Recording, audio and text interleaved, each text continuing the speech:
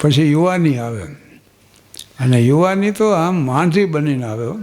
પગમાં પાંખો લાગી ગયો ને, ભુજામાં બળ હોય ને, દિમાગમાં શોલા ઉડતા હોય ને, હૈયામાં મરી ફેટવાની તમન્ના હોય ને, પ્રેમના ઉભરા દીમાં 3 વાર અહીં સુધી આવીને હેઠા બેસી જાય. આનું નામ યુવાની છે. જે જુવાન વાતમાં કહેતા હોય ને, સમાજ કો બદલ ડાલો, હિન્દુસ્તાન કો પલટ દો, દુનિયા કે ઇતિહાસ કી કરોટે બદલ ડાલો, આવી વાતો કરતો એને ખાલી પરણાવી દો. 3જે વર્ષે ખબર પડે ઘરની દિવાલ રંગાવ્યા જેવી છે, બાકી કાંઈ કર્યા જેવું નથી. એટલે આ જુવાનિયા માટે મને લાગણી બહુ, કારણ કે ભોળા હૃદય ના હોય. જરાક કોઈક હસીને વાત કરે ને મન મોટું દેખાડે ને, ત્યાં તો ઘાસમાં ગાય હાલી જાય, હાલ્યા જાય. કોકના સામાન મળે ઉપાડવાનું, કોકના છોકરા રમાડવા મળે, ખિસ્સામાં પૈસા ન હોય ને આઈસ્ક્રીમના ઓર્ડર આપીને બેઠા હોય ને. પણ સમંદરના તરંગો ચાંદનીમાં લઈને લાગે છે, પવનની લહેર પણ ઝળકી ઉઠેલી બેન લાગે છે. એ કુદરતો કે માનવ એક સરખો છે અનુભવા, જુવાની હોય છે ત્યારે બધું રંગીન લાગે. અને આ અવસ્થામાં ઘણા જુવાનિયા કાગળ પત્ર લખતા થઈ જાય, એમાં સામેથી જવાબ આવે. એને સ્વર્ગને 8 મિનિટનું જ છેટું. એમાં વળી ઇંગ્લિશ મીડિયમમાં ભણ્યો હોય તો લવ લેટર લખે, my darling, I am ready to put my head in to the mouth of lion, but today I am not able to meet you because it is raining and I have no umbrella. આવી પાછી એની ફનાગીરી હોય. અને સામેથી જવાબ આવે ને તો બજારમાં જઈને ભારે માયલા કાગળ લઈ આવ્યો, જુદા જુદા કલર્સમાં પાછા. ઓલી સ્કેચ પેનો લઈ આવે જુદા જુદા કલરની. ડ્રોઈંગ પેઇન્ટિંગ થોડુંક ફાવતું હોય ને તો આની કોઈ સરુના વૃક્ષો ચીચર્યા હોય ને, વાંહે બરફના પહાડો ને, આગળ પાછું સરોવર ને, સરોવરમાં એક હોડી ને, હોડીમાં 2 બેઠા. આમાં ત્રીજું કોઈ હોય જ નહીં. અને પછી હારામાં હારા અક્ષરોથી લખે હો. આ માસ્તરો માથા પછાડ્યા તેથી અક્ષર ન સુધરે. અક્ષરો સુધરવાની શરૂઆત અહીંથી થાય. અને પ્રિય તરત બીજી લીટીઓ, તને શું લખું? 3 તો પ્રશ્નાર્થ કરે. પછી વર્ણન શરૂ કરે. મોતી જેવી તારી દંત પંક્તિઓ, ગુલાબની પાંખડી જેવા તારા ઓઠ, દીપશિખા જેવી નાસિકા, કામદેવના ધનુષ જેવી તારી ભ્રમરો, નિર્દોષ હરિણીની આંખો જેવી તારી આંખો, અને મેઘ જેવો કેશ કલાપ, ચંદ્રમા જેવું મુખારવીન, પ્રિય પ્રિય તને શું લખું? આમ કરી કરીને 5 પાના ભરી દે. જોકે આ માયલું કાંઈ હોતું નથી, પણ એ અવસ્થામાં લાગે, એ અવસ્થામાં આવું બધું લાગે. આ તો પરિણ્યા પછી મંડે કાગળના રંગ ઉડવા. ઓલી સ્કેચ પેનો હોય ને તો ક્યાંય ગોતી ન જડે. હાલતા હાલતા અટકીને ઊભું રહેવું, બોલપેનનું ઠોઠું હોય, હાથ વગવું, લખાણ નાન ટૂંકાના મુદ્દાસરના બની જાય કે અમે ખુશી મજામાં છીએ ને તમે હશો, પૈસા મોકલતા રહેજો. અહીં આવીને વાત અટકી જાય. અમે થાનમાં માનભાની હોટલ સામે બેઠા હતા. અમારો એક મિત્ર આવ્યો, વિઠ્ઠલ એનું નામ. આવતા મેં તો રોવા જ માંડ્યો. બોલો, એ બી કંઈ ચડી ગયો, સાનો રહે નહીં. અમે 3 અડધી ઉધાર ચા મંગાવી, વિઠ્ઠલને પહેલી પીવડાવી. મેં કીધું આટલો બધો રોવો શું કામ? તો કે હું જેટલી કન્યા પસંદ કરી આવું ને, મારી બાદ હળ દઈ ના પાડી. હું કન્યા પસંદ કરું, મારી બા ના પાડે. મારી બા ઉઠીને ચડતી દેગડીમાં પાણો નાખે. એટલે મેં એને સલાહ આપી, તારી બા જેવો દેખાવ હોય, એવો સ્વભાવ હોય, એવા કપડાં પહેરતી હોય, એવી કન્યા પસંદ કરી. મને કે એમ કર્યું તો મારા બાપા ના પાડે.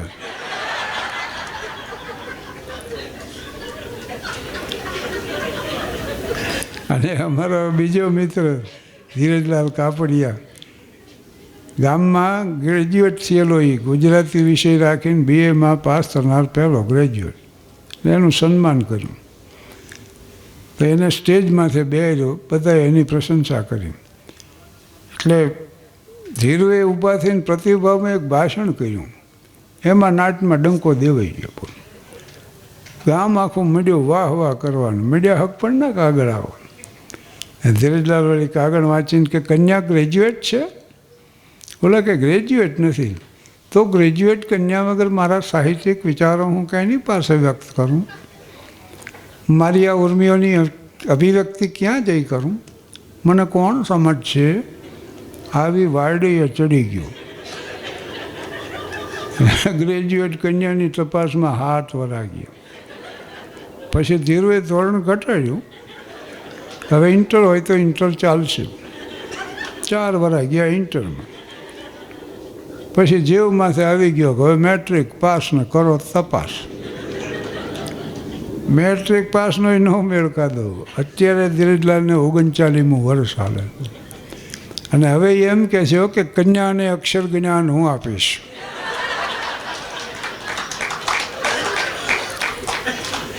કન્યાને અક્ષર જ્ઞાન હું આપીશ પણ મને ડાળે વરગાડો. ઉગ્ર સ્વભાવનો થઈ ગયો.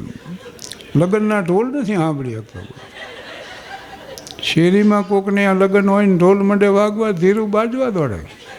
થઈ બીજી શેરીમાં વગાડો. ઓલા કે લગ્ન અમારી આ ઢોલ બીજી શેરીમાં વગાડવા જાય? તારા દખે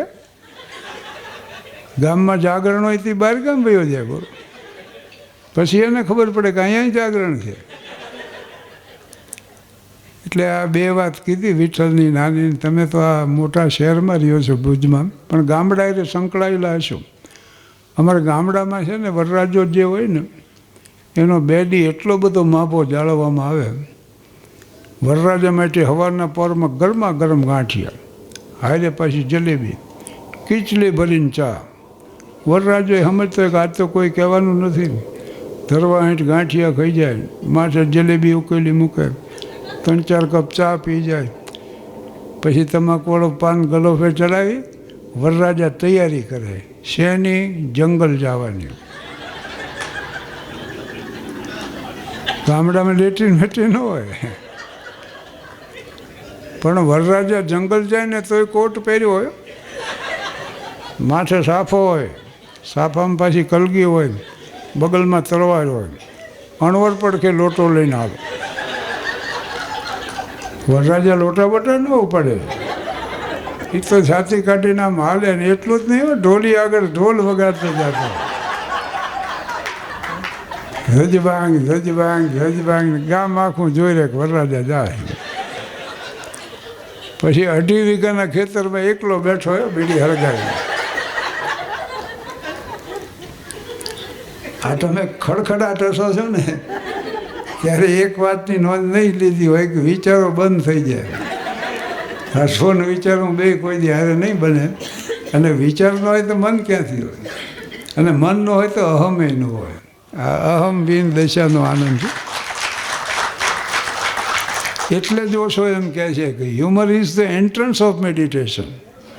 આ ધ્યાનનો પ્રવેશ દ્વાર છે. ધ્યાનમાં યમ નિયમ આસન પ્રાણાયામ પ્રત્યાહાર ધારણા ધ્યાન અને સમાધિ. સમાધિની ફલશ્રુતિ નિર્વિચાર અને હાસ્યમય નિર્વિચાર થઈ જાય. એટલે એનો માણસને આનંદ છે. ને હું ઉલ્લેખ કર્યો ને બેન, આઈ ઇઝ ઓલવેઝ કેપિટલ. પણ આઈને આડો તરફ પાડી દો તો ઈશ્વર તરફ જવાનો બ્રિજ બની જાય.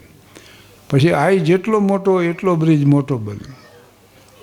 અગર હે શોક મિલને કા તો હરદમ લો લગાતા જા, જલાકર ખુદ નુમાઈ કો બસમતન પર લગાતા જા. કહે મંसूर मस्ताना हमने हक को दिल में पहचाना. हक એટલે સત્ય. यही मस्तों का मई खाना उसी के बीच आता जा. अगर है शौक मिलने का तो हरदम लो लगाता जा. 2 જણા છે ને દિવાલમાં ફોટા ચોડતા. એકે વળી આમ ફોટો પકડી રાખેલો ને બીજો ખીલી હાથમાં ને છોડીને વિચારે ચડી ગયો. એ કે આ કંપનીવાળા કેવા મૂર્ખ છે, આ ખીલી ઊંધી કાઢી આને આની કોલણી છે ને વાહે ટોપવું છે. ઓલો વિચાર કરીને કે કંપનીવાળા મૂર્ખ છે કે તારામાં અક્કલ નથી. આ ભેંતની ખીલી છે, આ ભેંતની છે. આમ ના માલ્યા આવ્યા પણ અહીં ફોટો લગાડવાનો તો અહીં લગાડ્યો. કેટલું હાસ્યાસ્પદ લાગે. હા, જિંદગીમાં આમ જ બને ભાઈ. આખી જિંદગી ભીતું બદલે જ માણા, પણ ખીલી આમ ફેરવી નથી શકતો. કારણ કે અહમની ખીલી છે, આપણી ખીલી બદલે જ નહીં. એમ આઈ ઇઝ ઓલવેઝ કેપિટલ એનું ઉદાહરણ છે. આમ મારો મિત્ર છે નટુ, એ સિતાર શીખે.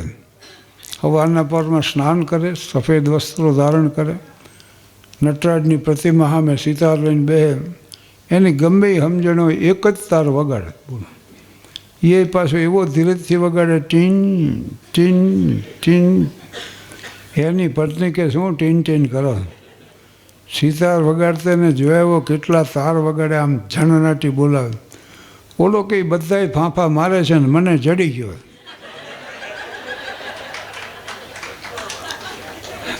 પણ જીવતરના તાર જેને જડી જાય ને એને તો પછી તને કે તંબુરે મેં સાંસો કે તાર બોલે, જય રાધે શ્યામ શ્યામ, જય સિયારામ. હમણાં તાપી નદીમાં પૂર આવ્યું. સુરતમાં મારો કાર્યક્રમ હતો, મેં દાખલો દીધો. તાપી નદીમાં પૂર આવ્યું ને, તબલાની જોડ તણાતી જાતી. એમાં ભજન મંડળીના 2 સભ્યો જોઈ ગયા કે મારા આપણે જરૂર છે ને જોડ આમ નામ જાય. જોખમ વગર આ જગતમાં ક્યાં કંઈ મળે. પૂરમાં ખાઈ ગયા. બોલો, જોડ પકડીને જ્યાં ખેંચીને તો અહીંયા રામદાસ મહારાજ નીકળ્યા, કેડે બાંધેલા, હાલતા હાલતા વગાડે ને, નંદા નહીં રે આવું ને ઘરે કામ છે. એ ઘરે નું આવ્યા ને તાપીમાં ઉપડ્યા. પણ જોવાની આવે પછી મહારાજને ફેરફદોડી ફેરવીને પાણી કાઢી નાખ્યું, હોસ્પિટલમાં દાખલ કર્યા. પણ ભાનમાં આવ્યા ત્યારે પહેલું વાક્ય એ બોલ્યા કે એકાદી કલાનો સંગ હોય તો તરી જવાય. એકાદી કલાનો સંગ હોય ને તો તરી જવાય. ભાવો તો બધાના હૃદયમાં ઉદ્ભવે છે, પણ એ અભિવ્યક્તિ કરવાની ક્ષમતા અમુકમાં જ હોય. હાસ્યના ભાવો તો બધાના મનમાં આવે જ છે ને. એક પત્નીએ એના પતિને કીધું કે હું તમને દુઃખમાં મદદ કરીશ. એનો પતિ કે પણ હું દુઃખી નથી. તો કે અત્યારનું નથી કહેતી. એક જણો જોશી પાસે ગયો કે મારો હાથ જુઓ. તો ઓલો કે 10 વર્ષ દુઃખના છે. ઓહો, પછી તો હું સુખી થઈશ ને? તો કે ના, પછી ટેવાઈ જઈશું. પત્ની એના પતિને લઈને ગઈ જોશી પાસે. એટલે જોશી કે તમારે એનું ભવિષ્ય જાણવું છે? તો કે ના, એનું ભવિષ્ય મારા હાથમાં છે, મારે એનો ભૂતકાળ જાણવો છે. અને વિઠ્ઠલની વાત કરીને, ધીરેલાલ કાપડિયાની વાત કરીને, આ વાત હું અત્યારે જે કહું છું એ બને ત્યાં સુધી કંઈ કહેતો નથી, પણ હવે તો હાવ ઘરનો ડાયરો સમજીને પેટ છોટી વાત કરું છું. અમારા મિત્રો, કલાકાર મિત્રોએ આવ્યા છે બધા. પડદા નહીં જબ કોઈ ખુદા છે, બંધો છે પડદા કરના ક્યાં. હું હેડમાસ્ટર થયો ને પછી મેં લગ્ન કર્યા. તે કન્યા જોવા તો જવું પડે. હું ગયેલો તે દીએ, હું તો આવડો ને આવડો. અમે અહીંયા પહોંચ્યા ને ચા પાણી નાસ્તો આવ્યો ને વૃદ્ધો માંડ્યા પ્રશ્નો પૂછવાનું. હું એટલા સારા જવાબ માંડ્યો આપવા. મને એમ કે ઘર બંધાય, મારો કોઈ બદ ઈરાદો નહીં. પણ મારી બધી વાત સાંભળી લીધા પછી વડાઈ મને કે વડીલ વાત તમારી મુદ્દાની, પણ હવે મૂર્તિઓ જોયા પછી ખબર પડે. ત્યારે મને ખબર પડી કે આ તો મને વડીલ સમજે. એટલે ગામે ગામ યુવાનોને આ વાત હું એટલે કરતો ફરું છું કે ભાઈ પસંદગીના ધોરણ બહુ ઊંચા ન રાખો. આપણી લાયકાત હારે હારે જોતું રહેવું. ને કે ઘણીવાર એસટી સ્ટેશન ઉપર પહોંચો ને લક્ઝરી બધી ઉપડી જાય ને ખાદી હોત વહી જાય, અને પછી પસ્તાવાનો પાર ન રહે. એવું ન કરવું. એમ આના અનુસંધાનમાં એક વાત કહી દઉં. સારા ઠેકાણે હક પણ થાય ને પછી ધામધૂમથી લગ્ન થાય ને પછી સુખી સંસાર શરૂ થાય. એની આ વાત છે. 2 મિત્રો રેલવે સ્ટેશન ઉપર ગયા. એકની પત્ની જવાની હતી, એકની આવવાની હતી. પણ જેની પત્ની જવાની હતી ગળગળો થઈ ગયો, તમે જાઓ છો, મને ગમશે નહીં, ખાલી ઘર ખાવા દોડશે, ખાવાનું ભાવશે નહીં. પત્નીને રેલવે સ્ટેશન ઉપર વિદાય આપવી, પતિ માટે કપરામાં કપરો કાપ. એનું કારણ શું ખબર છે? એક તો પત્ની જતી હોય એ આનંદને રોકવો,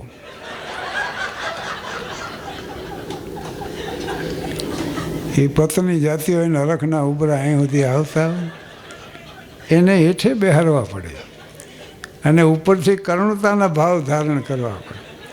પણ પુરુષો રહ્યા ને જન્મજાત કલાકાર, બધું સમજતા હોય કે ગાડી ઉપડે ત્યાં સુધી કષ્ટી છે, પછી તો હે એને પ્રભુના ખોળે જીવો.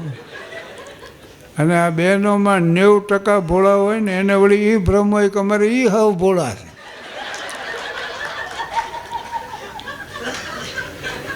તે ગાડી ઉપડે ત્યાં સુધી ભલામણ કરે કે બારીમાં ઊભો ઊભો દાઢી કરશો નહીં. સામે કોઈક રહેતું હોય ને, સામે કોઈક રહેતું હોય, બારીમાં ઊભો ઊભો દાઢી કરશો નહીં, તમને ધ્યાન રહેતું નથી, રેઝર લાગી જાય છે.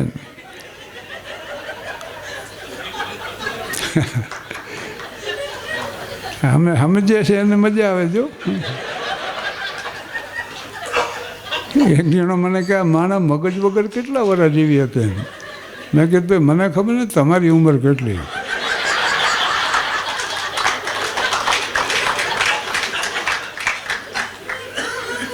અને જે હાસ્ય, વિશુદ્ધ હાસ્ય રજૂ કરવું, એની યાર જીવતરની વાતો વણી લેવી, ઉપરાંત જીવનના સાદા સત્યોને હળવાશથી રજૂ કરો. એક જણો મને કે સારા કામમાં થોડાક પૈસા વાપરવાના, શું કરવું?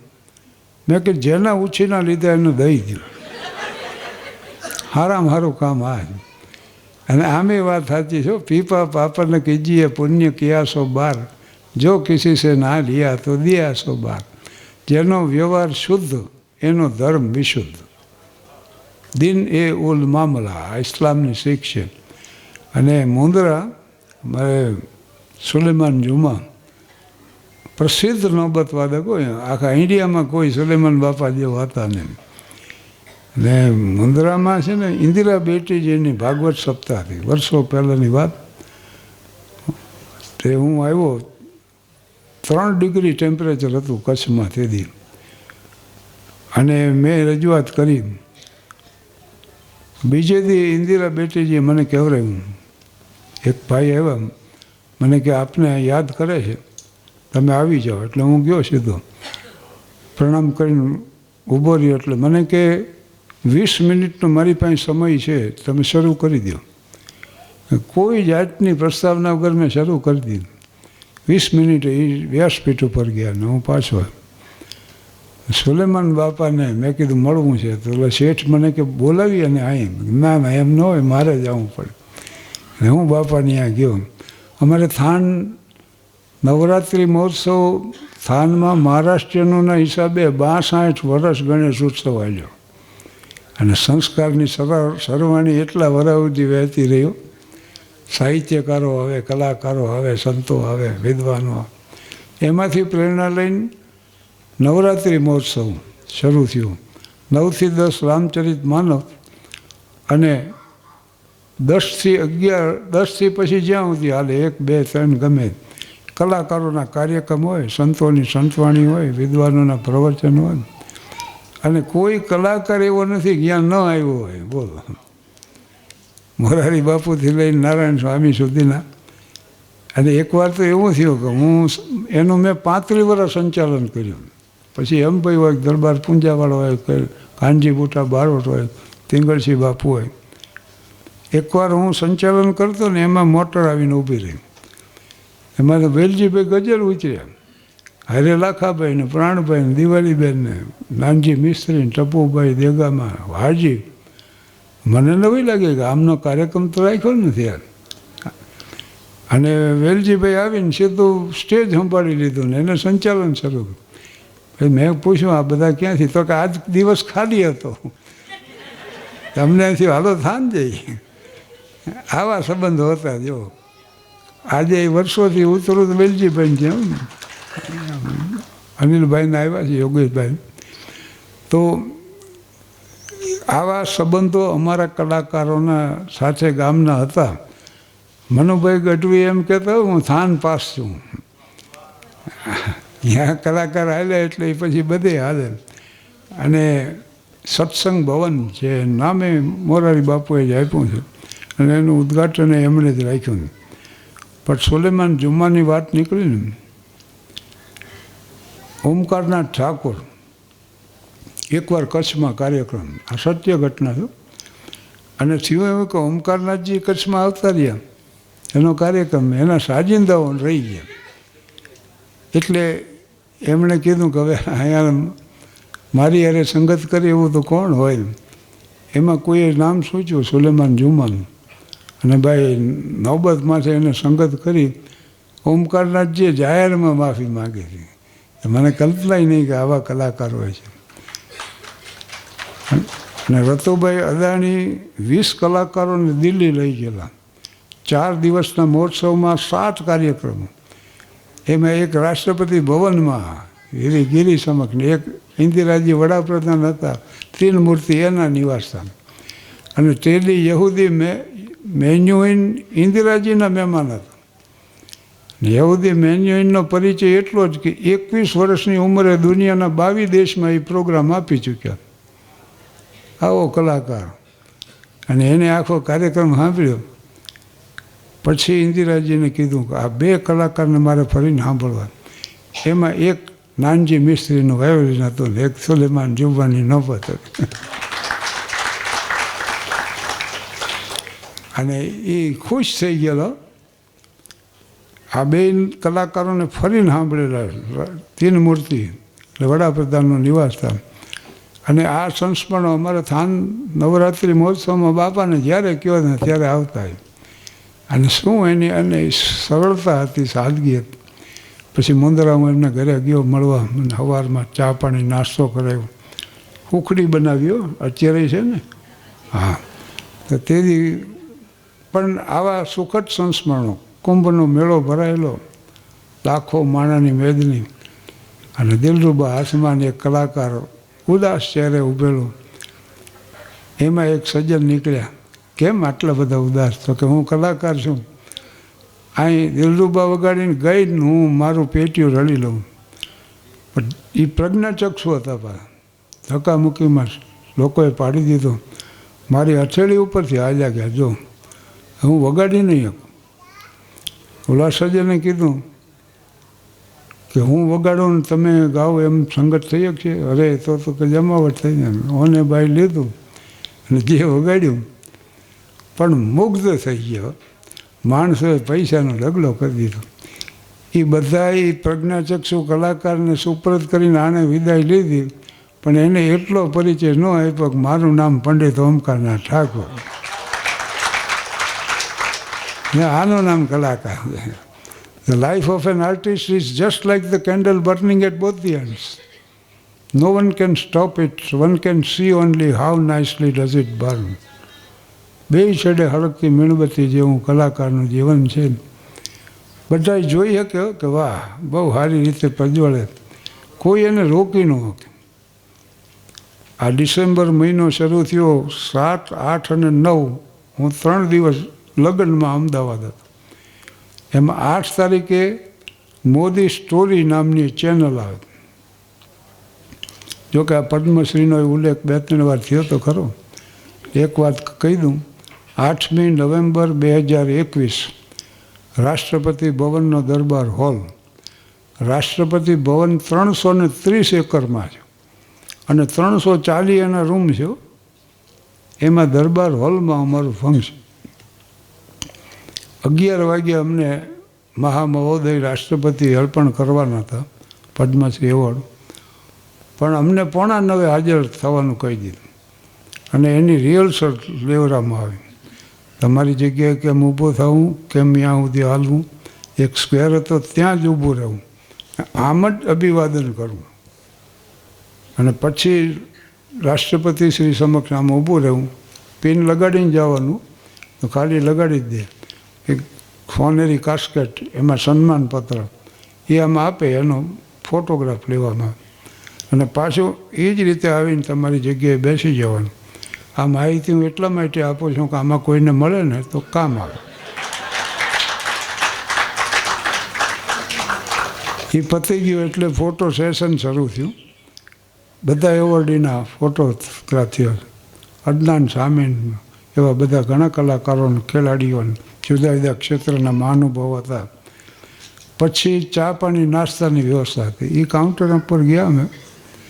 અમિત શાહ સાહેબ પહેલાં મળવા આવ્યા.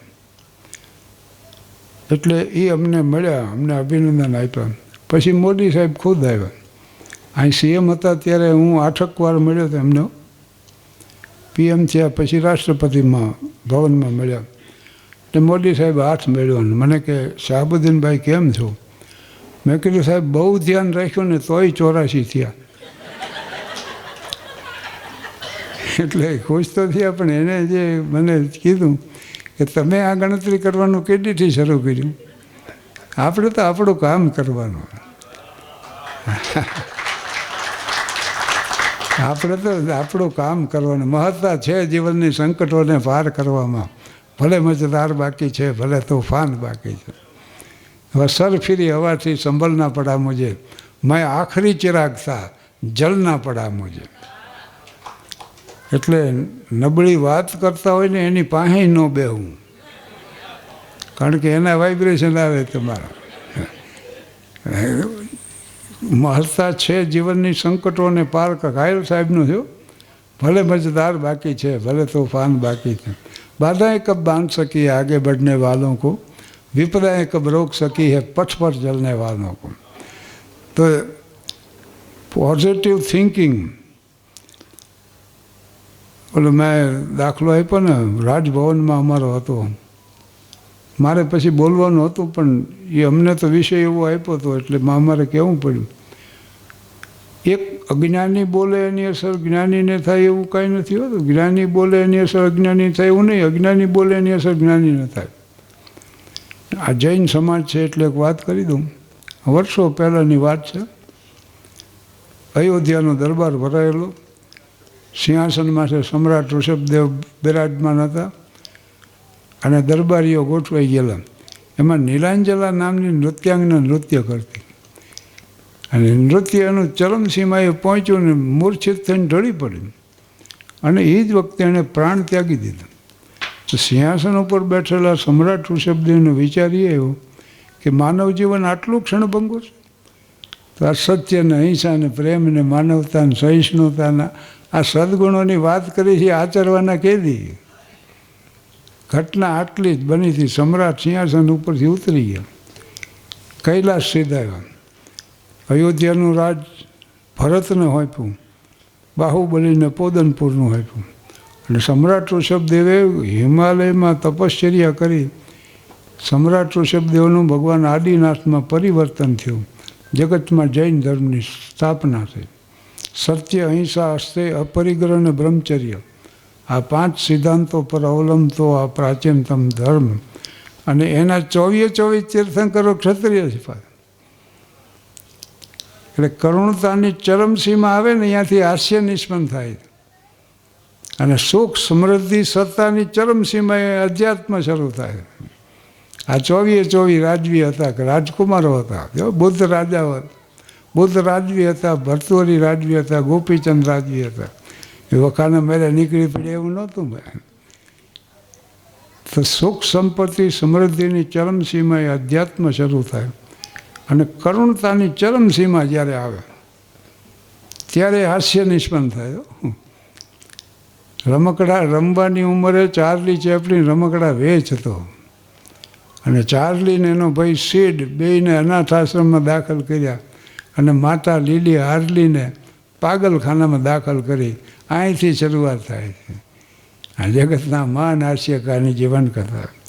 સર્વાન્ટિસ, ડોન કિહોટે, ડોન ક્વિક્સોટ પુસ્તક વાંચજો ક્યારેક, બહુ કરુણ કથની છે. પછી માર્ક ટ્વેઇન હોય, ધનસુખલાલ મહેતા હોય, કે જ્યોતિન્દ્ર દવે હોય. ધનસુખલાલ મહેતાના પત્ની પાગલ થઈ ગયેલા, તો ટિફિન લઈને જતા પત્નીને. માણસો કે તમે શું જ લઈને જાઓ, તમારા પત્ની તો પાગલ છે, તમને ઓળખે છે? ધનસુખલાલ મહેતા કેમ ન ઓળખે? 20 જણા ઊભા હોય એમાં વાટકાનો ઘા કરે ને મને જ આંટી જાય. કરુણતા છે, કરુણ હાસ્ય છે, એટલે tragic comedy. Merchant of Venice લખ્યું ને શેક્સપિયરે, એના કોમેડી નાટકોમાં ટ્રેજિક આવે. એટલે મારા કાર્યક્રમમાં પહેલાં એવી પ્રથા જ નહોતી. હાસ્ય એટલે એમ કે બીજું કંઈ હોવું જ નહોતું, પણ હાસ્યમાંય કરુણ રજૂ થઈ શકે. એકવાર છે ને કલ્યાણજીભાઈને અમે બેઠેલા અને મેં એક વાત કરી એને, એટલા બધા ખુશ થઈ ગયા ને. મને કે આ લખી લેજો, નહીંતર તમે ભૂલી જશો. મેં કીધું ના, ભૂલી તો નહીં જાઉં, પણ એવું ઓડિયન્સ હશે તો હું રજૂ કરીશ. એટલે આનાથી તો બધું સારું ઓડિયન્સ ક્યાં મળવાનું હતું આ કચ્છની ભૂમિકામાં. મેં કીધું ઓસ્ટ્રિયાનું વિયેના શહેર, એમાં 2 મિત્રો નીકળ્યા. એક બીથોવન હતો, દુનિયાનો પ્રસિદ્ધ સંગીતકાર, એક એનો મિત્ર. એમાં એ 2 હાલ્યા જતા. એક ઘરમાંથી સંગીતના સ્વરો માંડ્યા આવવા. બીથોવનના મિત્રને હાલને જઈએ આપણે, ઓલો કે અજાણ્યું શહેર આપણે ઓળખતા નથી, તેમાં ક્યાં રોકવાની જરૂર. આવા કરુણ સ્વરો જ્યાંથી આવતા હોય ને કલાકારો, 2 દાખલ થયા. પણ આમ બીથોવને એક નજર નાખીને એનું હૃદય ભરાય એમ. ગરીબી આંટો લઈ ગયેલી, કાર્પેટે નમરે. એ યુરોપની ઠંડી તો તમે જુઓ, કાર્પેટ નહીં. એક દીકરો એ મોચી કામ કરતો, બૂટ સેન્ડલ એવું પડેલું, એના ઓજારો. અને એક દીકરી વાયોલિન વગાડતી. એના સ્વરો સાંભળીને આ લોકો આવ્યા. અને કરુણતા તો એ હતી કે દીકરી પાછી પ્રજ્ઞાચક્ષુ હતી. આવા મોટા માણસોને જોઈને ઓલા દીકરાને એમથી, અરે સાહેબો પધારો પધારો. બીથોવને કીધું અમને સંગીતનો શોખ છે ને, આ સ્વરો સાંભળીને આવ્યા. એટલે બહુ સારું કર્યું. એ દીકરીને બીથોવને કીધું વગાડો. એ દીકરીએ વગાડ્યો, પણ બીથોવન ખુશ થઈ ગયો. વાહ, ફારેક બહુ જ સુંદર વગાડ્યું તમે, બહુ જ સારું. એમ હૃદયની વેદના વ્યક્ત કરી. હજી એક વગાડો. એટલે દીકરીએ પાછું વગાડ્યું. અચાનક એ દીકરી આમ વાયોલિન ધરીને કે હવે તમે વગાડો. અને બીથોવન તો મહાન સંગીતકાર હતો, એને સ્વર જ્યાં છેડ્યા ને તે અંધ દીકરીએ કીધું કે તમે બીથોવન છો? કયો હા. અને બીથોવન કે હા, હું જ બીથોવન. એનો ભાઈ કે સાહેબ 8 દીથી અમારી બેન મારું લોહી પીવે છે, તું બીથોવનના ઓપેરાની ટિકિટ લે. અને હું એને સમજાવું છું કે આખી જિંદગી રડીને તોય ન રડી આપણે ખરીદી શકીએ, એટલી એની કિંમત છે. બીથોવન કે હવે જરૂર નહીં પડે, હું આવીને વગાડી જઈશ. એટલે આવી કરુણતા. એ દીકરી તો રોવા માંડી. બીથોવનને કે હવે એકવાર વગાડો, પછી હું તમને નહીં કહું. પણ ત્યાં અંધારું થઈ ગયું. ઘરમાં કેરોસીન નહીં, દીવો કરવા દીવે નહીં, તેલ તો જોઈ. પણ બીથોવનને ખ્યાલ આવ્યો, એને બારી ખોલી નાખી એટલે ચંદ્રનો પ્રકાશ આવ્યો. ચંદ્રના પ્રકાશમાં એણે જે સ્વરો રજૂ કર્યા ને એ તો અદ્ભુત હતો. એ પોતે એટલો વિવળ થઈ ગયો. એના મિત્રને કે હાલ જે મેં રજૂ કર્યું ને એનું નોટેશન લખી લઉં. જો વેસ્ટર્ન મ્યુઝિયમમાં સ્વર લખવાની લિપિ છે, સ્વરોને લખી શકાય. એટલે બીથોવને માનો કે 250 વર્ષ પહેલાં જે રજૂ કર્યું આજ એ જ નોટેશન પ્રમાણે રજૂ થઈ શકે. મેઘાણીએ કસુંબીનો રંગ ગાયો એ જ પ્રમાણે નથી ગવાતું. આમાં ઘણા ફેરફારો થયા. એટલે આ જે કમ્પોઝિશન કર્યું ને એ મૂનલાઇટ સિમ્ફની તરીકે જગતમાં પ્રસિદ્ધ થઈ. વિયેનામાં એની રજૂઆત થઈ. 20,000નું ઓડિયન્સને ઊભા થઈને સ્ટેન્ડિંગ ઓવેશન આપ્યું. તાલીઓના ગડગડાટે સમુદ્રના મોજા આવે એમ મજા આવવા. પણ તેની કલાકારના જીવનની કરુણતા એ હતી કે બીથોવન હાવ બેરો થઈ ચૂક્યો, બધી જ થઈ ચૂક્યો, કાંઈ સાંભળતો નહીં. સ્વરોની સ્મૃતિ એના મનમાં રહેતી બરાબર, એટલી કમ્પોઝિશન કરી નાખ, પણ પોતે સાંભળી નહોતો. આફ્રિકા કેન્યા, એનું નાઇરોબી શહેર, એનાથી 100 કિલોમીટર દૂર નિવાસા નામનું સરોવર, 108 કિલોમીટરમાં 600 હિપોપોટેમસ જોવા મળતા. ત્યાં જંગલમાં મોરારી બાપુની કથા. અને અમને 176 કલાકારોને લઈ ગયેલા. બાપુનો મને ફોન આવ્યો કે આપણે આફ્રિકા જવાનું છે. મેં કહું હું તૈયાર જ છું. અરે પણ કે 12 દી રોકાવાનું. 12 દી રોકાશે એમાં શું. વળી 8 દી પછી પાછો ફોન આવ્યો કે આપણે આફ્રિકા જવાનું, તમને યાદ છે ને? મેં કીધું મેં લુગડા સીવડાવી નાખ્યા ને અડધા ગામને કહી દીધું કે આમાં કોઈ ફેરફાર કરશો નહીં હવે. અને ત્યાં પછી છે ને પ્રાણલાલ વ્યાસ જુનાગઢ પ્રાણભાઈએ એના જીવનની છેલ્લી રજૂઆત ત્યાં કરી. જ્યારે 4 નારા જુલ્મો કરી જવાના, ત્યારે આ જિંદગીના દિવસો ફરી જવાના. હું ને મીરા એકવાર મથુરામાં ગયા હતા. તેથી કલાકારના જીવનની કરુણતા એ હતી કે એનો કંઠ ખલાસ થઈ ગયો. પ્રાણલાલ વ્યાસને શ્રદ્ધાંજલિ હતી જૂનાગઢમાં, અને સર્કિટ હાઉસમાં હું ઉતરેલો. પડખે જ ટાઉન હોલ છે. હેમંત ચૌહાણ, ગણેશ માંડી દે, પછી તરત મારે બોલવાનું.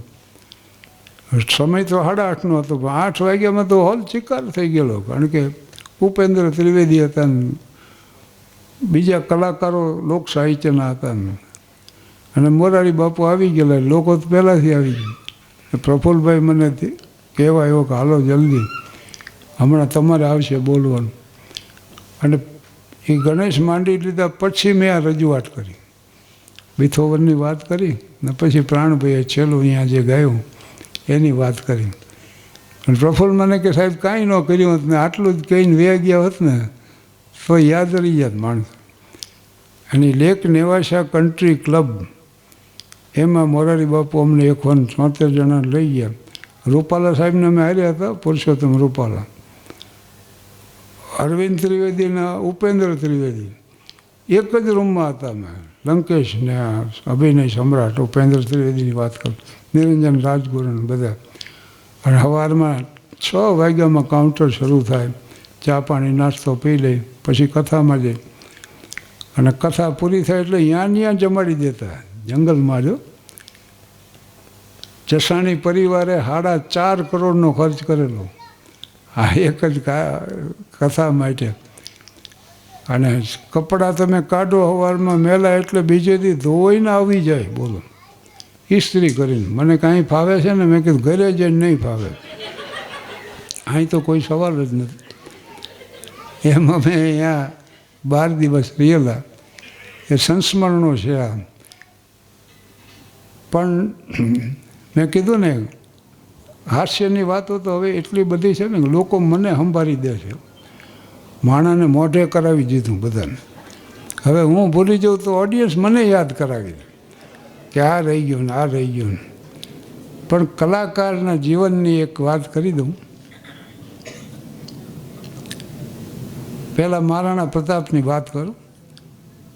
મહારાણા પ્રતાપ હલ્દીઘાટના યુદ્ધમાં ગયા, અને પછી હામો સૈન્ય આવ્યું, તુમુલ યુદ્ધ થયું. પ્રતાપે જે ચેતકને, એમ અમારે બચુભાઈ ગઢવી વાર્તા માનતા ને, એનો એક ખાલી ઝલક હું તમને બતાવી દઉં. હલ્દીઘાટના મેદાનમાં મહારાણા પ્રતાપે ચેતકને કીધું કે મેં ભગવાન એકલિંગજીને બાપ કીધા છે. મારા પિતા ઉદયસિંહજીને બાપ કીધા, આજ તને બાપ કહું. મેવાડની આન બાનને શાન આજ તારે હાથ છે. આમ હાથ ચીંજો ને ચેતક છૂટ્યો, પણ તોપમાંથી ગોળો છૂટે ને બંદૂકમાંથી ગોળી છૂટે ને કમાનમાંથી તીર છૂટે ને વહરામાણાનો વેણ છૂટે ને નમણી નારનો નેણ છૂટે એમ છૂટ્યો. અને ડાબલા હાથીના કુંભસ્થળમાંથી ટેકવી દીધા ને પ્રતાપે આમ ભાલો ઉડગામ્યો. એક પ્રહાર કર્યો ને એને એમ થયું કે હોવદો અને અંબાડીને હાથીને ઉપરનું માનસીને બધા વીંધી. આ સત્ય ઘટનાની વાત છે. પણ આ મેં પ્રસંગ રજૂ કર્યો ને એનું આખું વર્ણન કરીને ભાઈદાસમાં અમારો કાર્યક્રમ, અને બચ્ચુભાઈ વાત કરી. અને એણે કીધું કે ચેતકને આમ દેખાડ્યો, હાથી દેખાડ્યો માનસીનો, અને આમ ભાલો ઉગામ્યો. એ એટલું કહેતા માઇક લઈને બચ્ચુભાઈ ઊભા થઈ ગયા. એની યારે 1200 માણા ઊભા થઈ ગયા. ભાઈદાસ હોલના 1200 માણા ઊભા થઈ ગયા. અને બચુભાઈ આમ થર ધૂગી તરત તેને લઈ ગયા ગ્રીન રૂમમાં, ઉભરાવી દીધા. પછી બીજા કલાકારોએ સંભાળી લીધું સ્ટેજ. પણ આ તાકાત છે, જો લોક સાહિત્યની આ તાકાત છે. હવે આ માનસિંહનો હાથી હતો ને, એના પગે તલવાર બાંધેલી ને એ રીતે ટ્રેન કરેલો એને ગુમાવવાનો. એ ચેતકના પગે એને જખમી કરી નાખ્યો. પણ ચેતક એ જણાવવા ન દીધો પ્રતાપને, અને જખમી પ્રતાપને લઈને નીકળી ગયો. એક નાનકડું મોકળું આવ્યું ને એ ટપીને ઓનીકોર પડ્યો. પછી એનામાં કોઈ શક્તિ ન રહી, ઠળી પડ્યો. પણ આ રીતે જખમી પ્રતાપને જોઈને બે અફઘાન સૈનિક ઓળખી ગયા છે પ્રતાપ, એટલે એની વાંહે પડ્યા. ત્યારે શક્તિસિંહ જે પ્રતાપથી રિસાઈને મોગલો હારે બળી ગયેલો એ આવ્યો પાછો, અને ભાઈ તો હતો. એટલે એણે એ બે અફઘાન સૈનિકોને વેતરી નાખ્યા સામો. એની હારે તોમલ યુદ્ધ કર્યું ને બેને ઝાટકે દીધા. અને પછી પ્રતાપને શક્તિસિંહ બે મળ્યા, ભાઈ કરીને બે ભાઈઓનું મિલન થયું ને, રામનું ભરતનું મિલન થયું એમ. અને આ દ્રશ્ય જોવા હાટું જ ચેતક જેમ જીવતો રહ્યો હોય ને એમ એને જોયું ને પછી માથું ઢાળી દીધું. આ દ્રશ્ય ને આ સત્ય ઘટના, આની એક ફિલ્મ બનાવવાની હતી. અને કેદાર શર્મા એના ડિરેક્ટર હતા. કેદાર શર્માએ કીધું કે પૃથ્વીરાજ કપૂર રાણા પ્રતાપનું પાત્ર ભજવશે. અને પૃથ્વીરાજ કપૂરને કીધું એનું સ્વીકારી લીધું. આ મેં કીધું એ પ્રમાણે દ્રશ્યો બધાની ફિલ્મમાં આવવા માંડ્યા. છેલ્લી વાત આવીને એમાં પૃથ્વીરાજને કેદાર શર્માને વાંધો પડ્યો. કેદાર શર્માનું શૂટિંગ કેવું હતું કે ચેતક મૃત્યુ પામેલા ચેતકના માથા માથે પ્રતાપ પોતાનું માથું રાખે, પ્રતાપના આંસુ ચેતકના આંસુના હારે ભળી જાય અને દ્રશ્ય પૂરું થાય.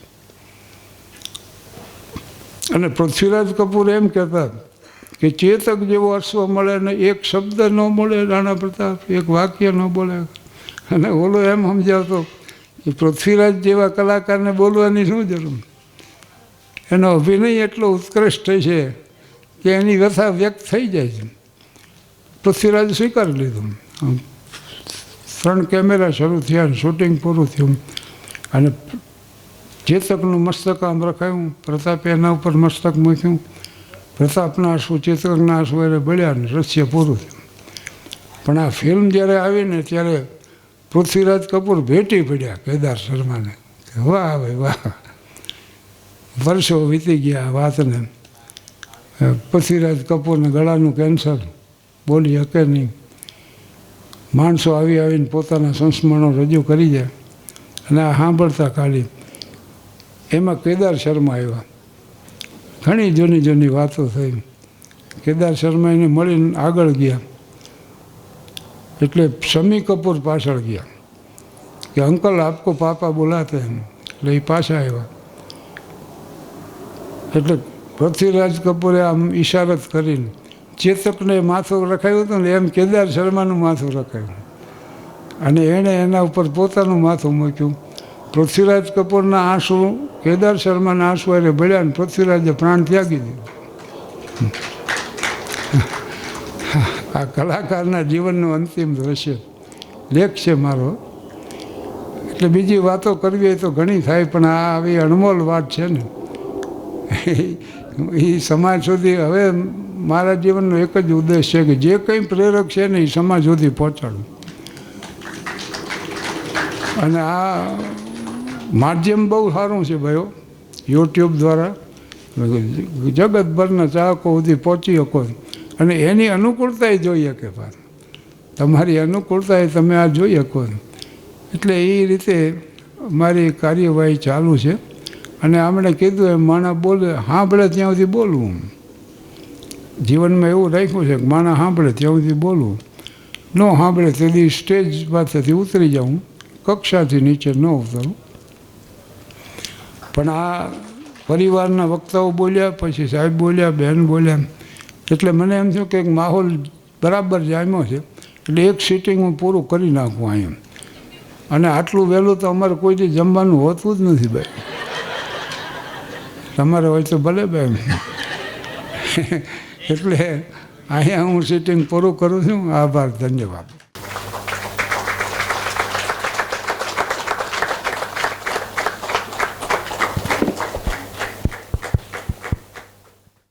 નેમજી જીવરાજ પરિવાર વતી હું આપ બધાનો ઋણ સ્વીકાર કરું છું. આપ આવ્યા અને આ રંગત જામી અને ઘણા બધા ન સાંભળેલા પ્રસંગો આપણે સૌએ સાથે માણ્યા. આ સાંજ અમારી જિંદગીમાં તો રહેશે જ યાદગાર, પણ આપ આવ્યા એના લીધે વધારે રંગીન બની છે. આપ સૌનો ખૂબ ખૂબ આભાર.